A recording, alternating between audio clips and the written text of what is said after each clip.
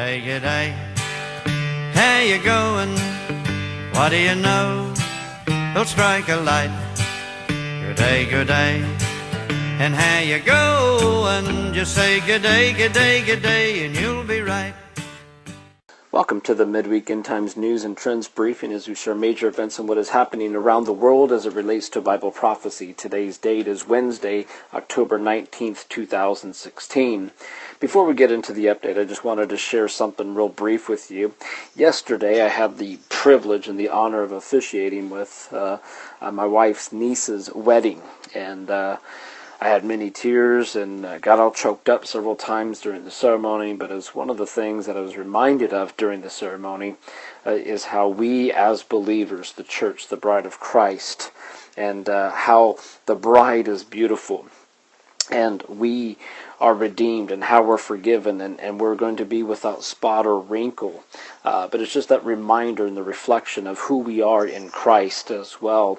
And in every wedding you go to or see, let it be a reminder that we are soon going to be joining our groom, Jesus Christ. But I thought it was just a great honor and privilege to be able to officiate in this wedding, and there's a lot of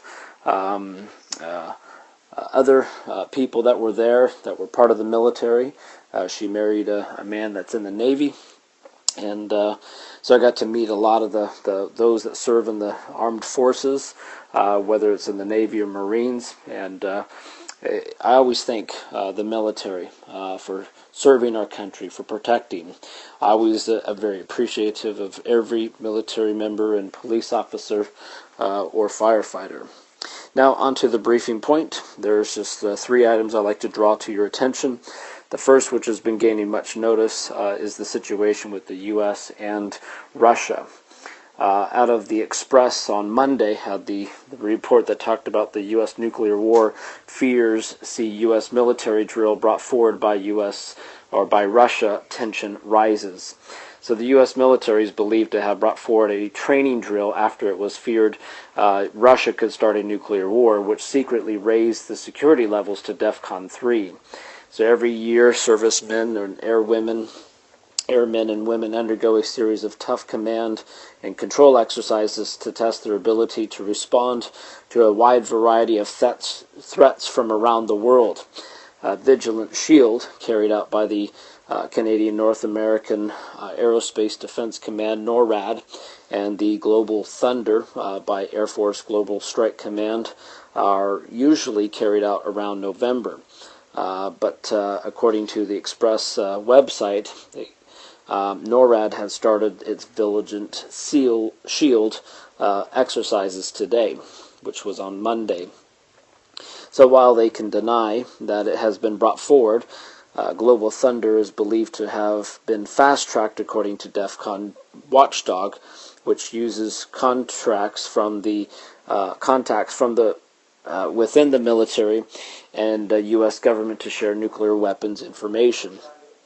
Citizens have also been warned to expect an increase of military presence and fight overhead from October 17th through October 21st as Vigilant Shield exercises are carried out. An article goes on to say that the news comes just days after the conspiracy theorist website DEFCON Warning System urged U.S. citizens to prepare for a nuclear attack.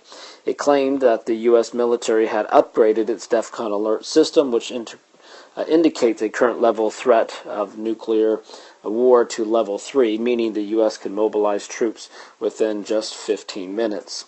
Tweeting yesterday, they have claimed that the U.S. Air Force has also rushed forward this year's annual Global Thunder, citing the threat from Russia as a potential cause. So we'll just have to wait and see how this thing plays out. It could easily lead into World War III, but time will tell.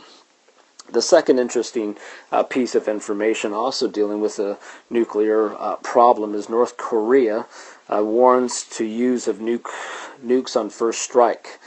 This report came out of Washington Times on Monday, how North Korea, angered by what it says is increasingly aggressive exercises in the South in conjunction with U.S. forces, and said it will strike first with nuclear weapons if it feels threatened. North Korea also said stated that it will also continue nuclear tests after the fifth nuclear event will continue ballistic missile testing. The North has also launched over 20 ballistic missile shots in recent months as it strives to increase the ability to deliver payload on target. The U.S. nuclear weapons off our coast, according to one of their foreign ministry leaders, said that targeting our capital, our country, our dear leader Kim Jong-il, we will not step back as long as there is a threat, a nuclear threat, to us from the United States. And they said that if we see the U.S. Would do this to us, we would do it first. And so they said that they had the technology. We have a nuclear weapons to protect our country, and it's our policy to go nuclear. So it's kind of very scary to have this sort of threat from North Korea. Even if they think the U.S. may attack, they may just flinch and press the button or turn the key and launch their nuclear weapons. So they're a very unstable country, much like the third report that I'm going to share with you right now, and that is dealing with Iran. Iran, according to Free Beacon website, says that Iran launches war drills and amidst accusations U.S. breaking nuclear deal. So Iran on Monday launched a series of war drills that included the use of American-made planes, and amidst the accusations by top officials that the United States is violating last summer's comprehensive nuclear agreement, according to regional expert in the Persian language media reports. Iran's Air Force kicked off a 3-day series of drills displaying the Islamic Republic air might, according to the Iranian military officials who told the country's state-run press that the drills are in preparations for upcoming war. The goal of holding this drill is the creation of readiness so that they'll be able to combat any threat and should a war occur. The Air Force would be the first force to enter the battlefield, according to Air Force General, who was quoted saying, according to the independent translations of the original Farsi provided by the Washington Free Beacon. And he goes on to say that the newest armaments of the Air Force are like precision-guided bombs and laser-guided missiles that will be used in this year's drill.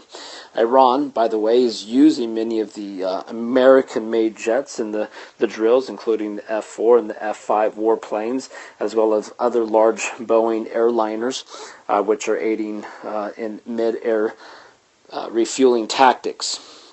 The 3-day drill is now entering their second day, come as senior Iranian officials repeatedly accused the U.S. of violating its side of the nuclear agreement.